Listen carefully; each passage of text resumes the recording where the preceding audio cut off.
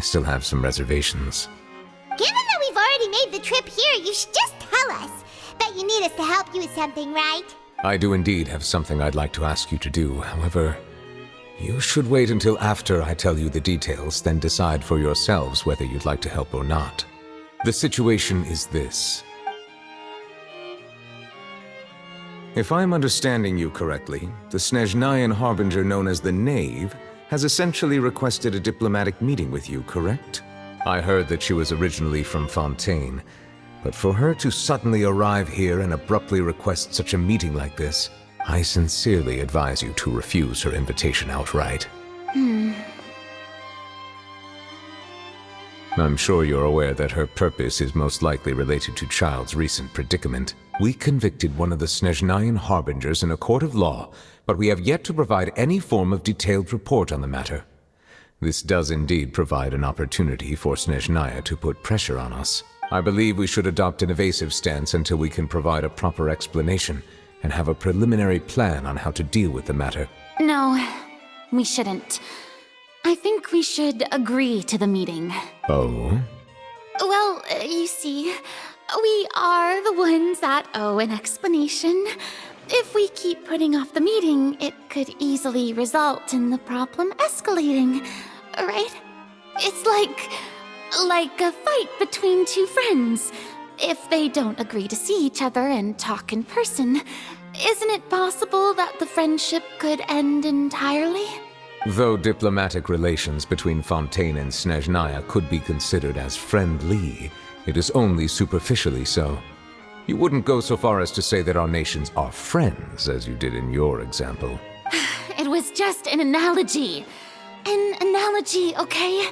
Moreover, even if we were to talk in person, if we don't have sufficient information prepared, it is quite possible the result wouldn't be restored relations, but a complete falling out.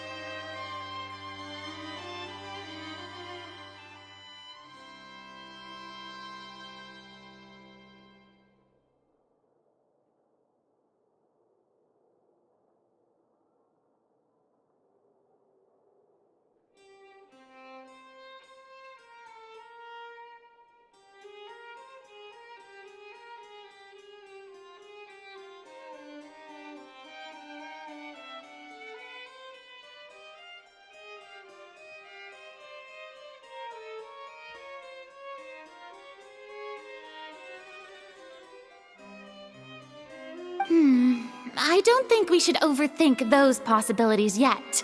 Ahem. Even if the logic of the divine is not immediately apparent, its wisdom will only be revealed with time. Besides, you'll be at the meeting. If any problems do pop up, you'll have no problem navigating them. I must clarify that interacting and communicating with people outside of court is not my cup of tea. It seems you think too much of me. But more importantly, when did I agree to join the meeting with you? You mean you won't come? No, that won't do. I can't go to the meeting alone. You have to accompany me. I must take you with me. Lady Furina, could there be something else regarding this matter that is being kept from me? No, not at all. Look, I am the Hydro-Archon of Fontaine, Focalor, the god of justice who is loved and adored by many. So I only hope that justice will be served in this matter. Don't overthink it. I'll go find someone to arrange the meeting.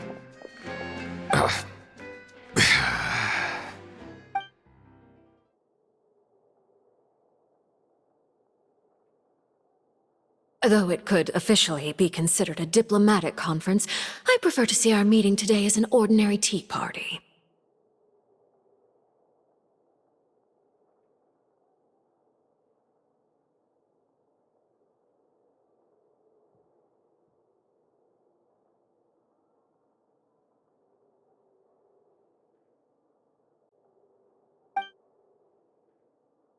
I assume you see it the same way, Miss Furina?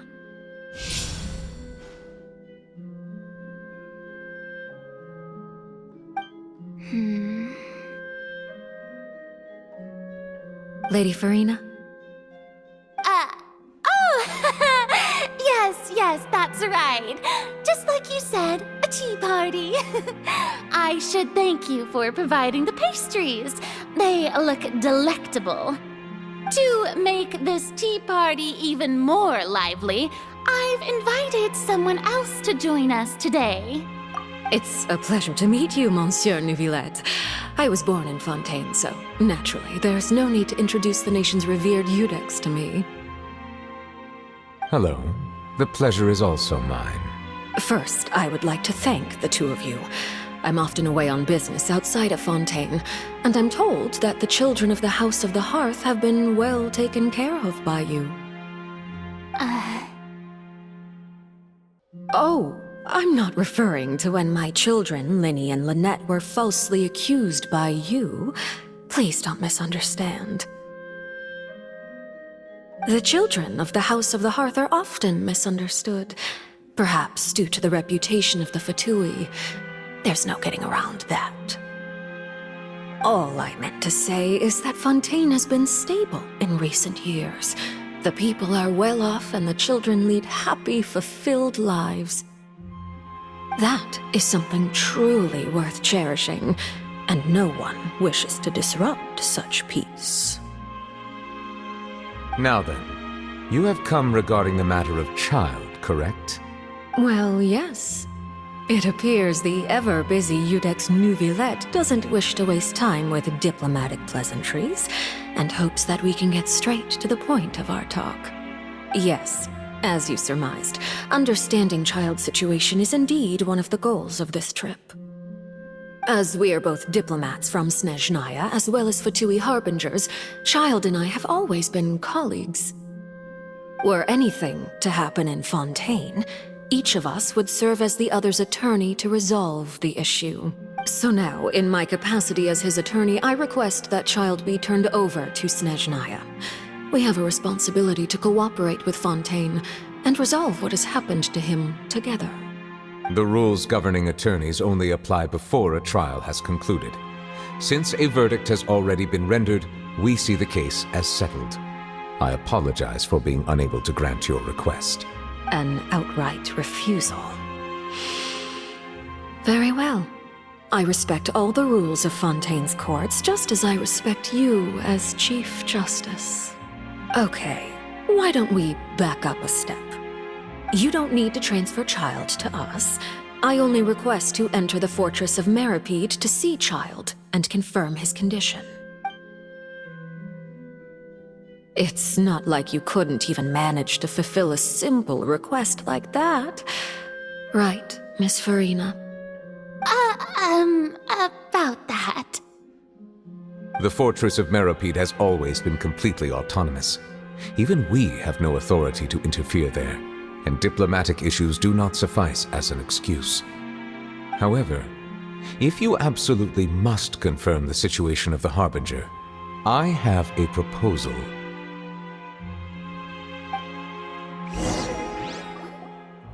The Knave showed up already? Well, Linny did say that Father will be returning soon.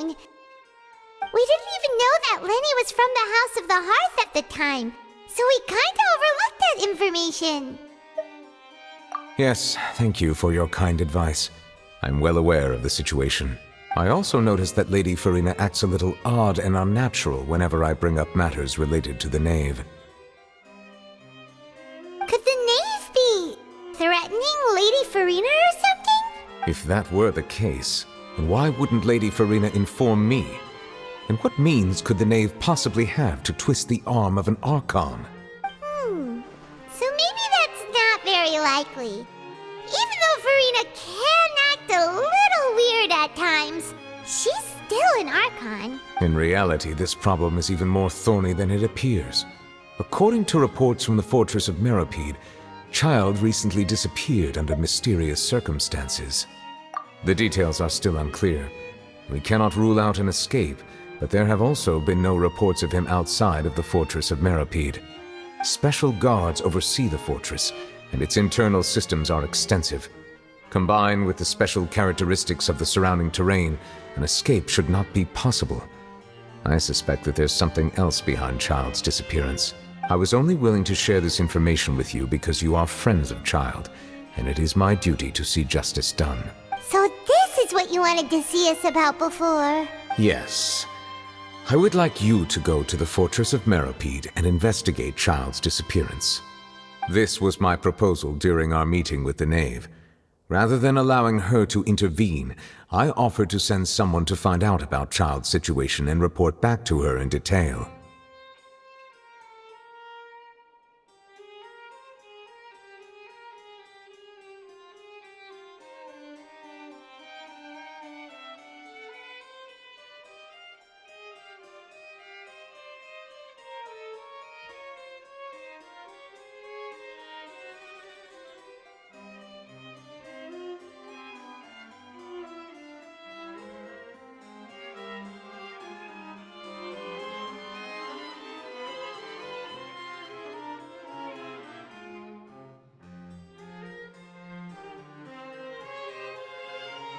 The Knave did not seem satisfied by my proposal, but she still agreed to go along with it for the time being. Her words were, "We will talk more once we have that report." So that means we bought ourselves some time! Firstly, you're already acquainted with Child. Your eyes may discern relevant details there that others would miss. And secondly, is the consideration of the unique nature of the Fortress of Meripede. Prison? I would not define it so crudely. The Fortress of Meripede is not affiliated with the court system of Fontaine on paper. It has always existed as an autonomous entity. Early in Fontaine's history, criminals were punished with exile, not imprisonment. Even today, sentences against convicted criminals still include exile, just as before. The Fortress of Meripede may seem like a prison, but it should in fact be regarded as a gathering place for exiles. All we do is dispatch guards to keep watch and help maintain security, but we have no right to get involved with any other matters. Although I do have a personal relationship with the administrator there, neither myself nor the courts have the right to be directly involved with the investigation, no matter how serious the grounds. Oh, Paimon gets it now! That's why you need us to conduct our own investigation as a third party, right? Correct. I will arrange false charges against you so that you may secretly investigate inside the fortress during your detention. This will save us a lot of unnecessary trouble. So, are you two willing to accept my proposal? Yeah, no matter how you look at it, it seems we're the best choice. Alright, we hereby accept this difficult task. Reluctantly. You two have my sincere thanks. This matter is of critical importance to Fontaine's current situation. Also, I hope that both of you can keep this operation a secret. We will rendezvous at the Fortress of Meripede's entrance on Erinius once you've prepared yourselves. I will arrange for someone to take you inside. Prepared ourselves? Is there something we need to prepare? Perhaps you could enjoy a good meal and have a nice bath. I'm afraid that living conditions inside the fortress are nothing like those on the outside world. Oh, right! Even though we'll be there on trumped-up charges, we'll be in prison for real. On second thought, is it too late to back out? Please do not worry. Since you are sacrificing both your time and quality of life for the sake of delivering this report, you will be compensated according to the highest standards permitted to legal staff, regardless of the outcome. Now that's more like it! Come on, traveler, let's go eat the best meal we can find! We'll eat so much that we won't need to eat another meal for a whole month! You're a treat! Are you leaving now? In that case, please take this cake as a token of my personal gratitude.